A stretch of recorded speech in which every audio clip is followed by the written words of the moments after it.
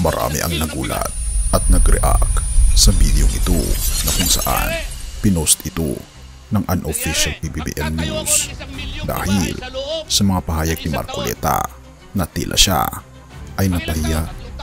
Halika, ating pag-usapan mga kaibigan. Panoorin natin ang video ito. Gagawin kong 20 piso ang 1 kilo ng bigas.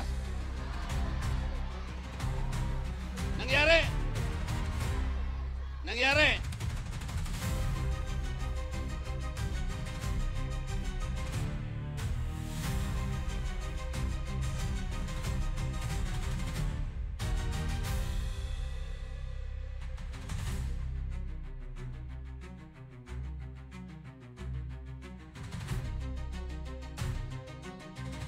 Magtatayo ako ng 1 milyong pabahay sa loob ng 1 taon.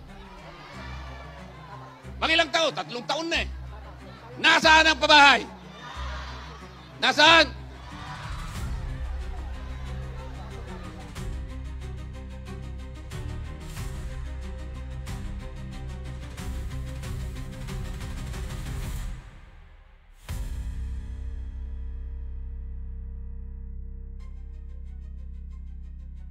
O naglatag kami ng 5,000 flood control projects.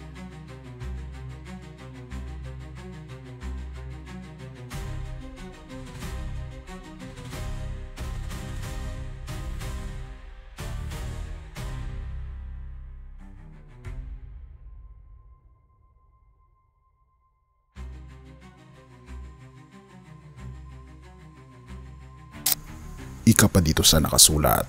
Paano yan, Mar? Huwag kasi maliitin ang kakayahan ni PBBM at tupagin mo na lang palibre mong kuryente. Patunayan mo sa amin yung 2K pababa libre. Kung ating mapapansin, ang mga pahayag ni Marcoleta laban sa ating Pangulong Bongbong Marcos na tila nagbubulag-bulagan siya sa mga ginawa na ng ating Pangulong Bongbong Marcos. Dahil ang mga napatunayang gawa ni Pangulong Bongbong Marcos ay sumasalungat sa mga kritisismo. At atin pang tignan ito mga kaibigan. Sabi ni Pangulong Bongbong Marcos, "Give me some time." At dito makikita natin na napakarami ng nagawa ang ating Pangulong Bongbong Marcos. Kung ating makikita, 2025, ngayon ang pinakamababang inflation rate sa loob ng mahigit 5 taon na 1.4% kumpara sa mga nakaraang administrasyon. Gayon din ang peso-dollar exchange na bumaba ng 55.396 ngayong May 7, 2025 at ang pababa ng gasolina na halos hindi na maabot ang 50 pesos kada litro. At sobrang mura ng mga bilihin tulad ng bigas na umabot na ng 20 pesos.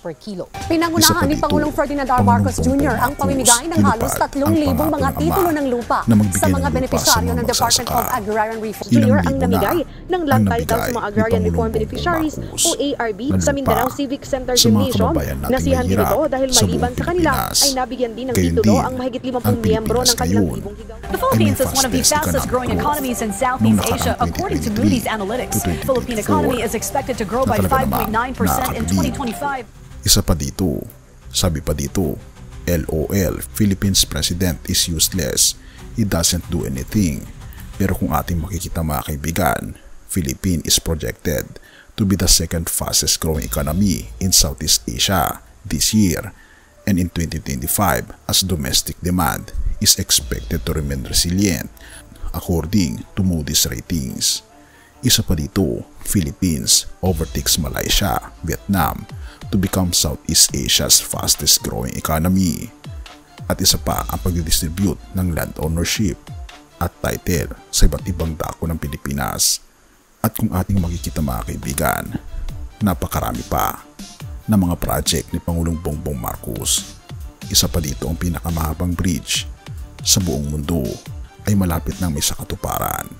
Kaya ito na ang mga napatunayan ni Pangulong Bongbong Marcos, ang pagpapalakas ng ekonomiya na sa unang taon ng kanyang panunungkulan inulunsad ni Pangulong Marcos Jr. ang Philippine Development Plan 2023 to 2028 at ang Philippine Export Development Plan na 2023 to 2028 na naglalayong lumikha ng higit sa 1 milyong dekalidad at napapanatiling trabaho sa pamagitan ng pagpapalakas ng sektor ng export.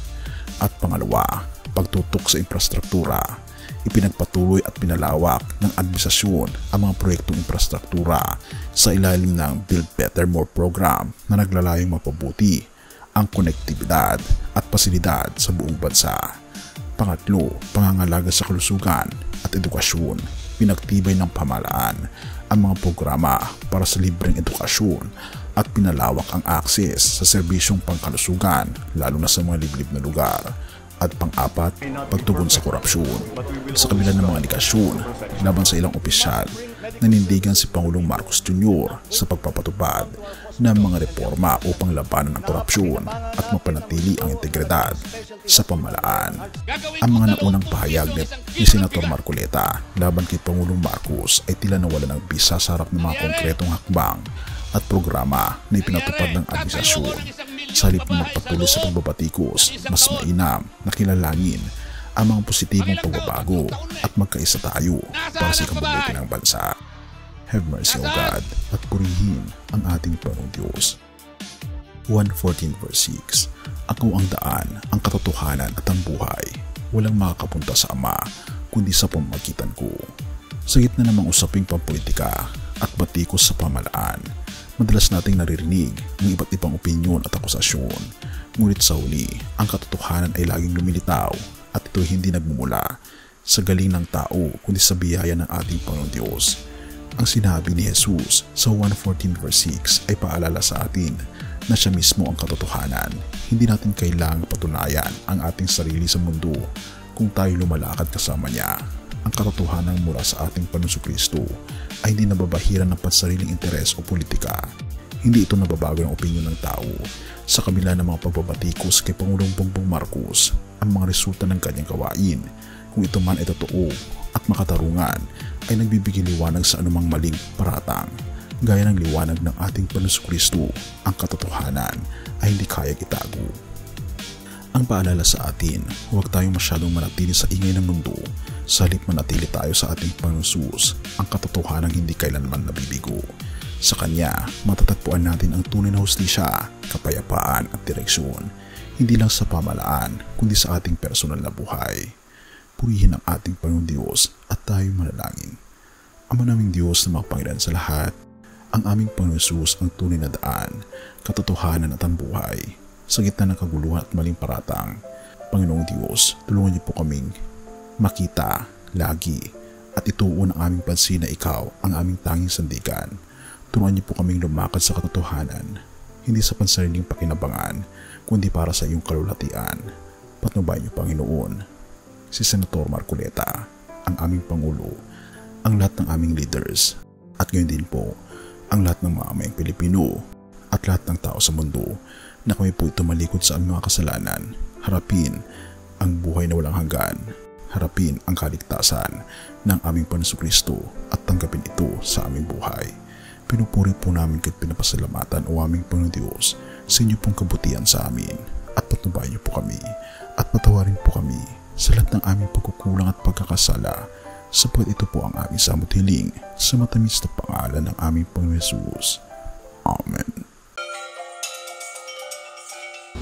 Bago natin ipagpatuloy kaibigan, siya nga pala ang Great Controversy na isa sa mga pinaka-kontrobersyal na libro dahil tumutukoy ito sa mga propesiya sa libro ng Daniel at Revelation na nagaganap na sa panahon natin ngayon bago ang pagdating ng ating Panginoong Diyos ay pinamimigay na namin ng libre sa pamamagitan ng PDF. At ito ay nasa limited lamang na panahon kaya i-click mo sa description sa baba upang ma-avail mo kaibigan ang napaka-importanteng libro ito na magbubukas sa iyo sa mas maliwanag mong hinaharap. Purihin ang ating Panginoong Diyos at tayo magpatuloy.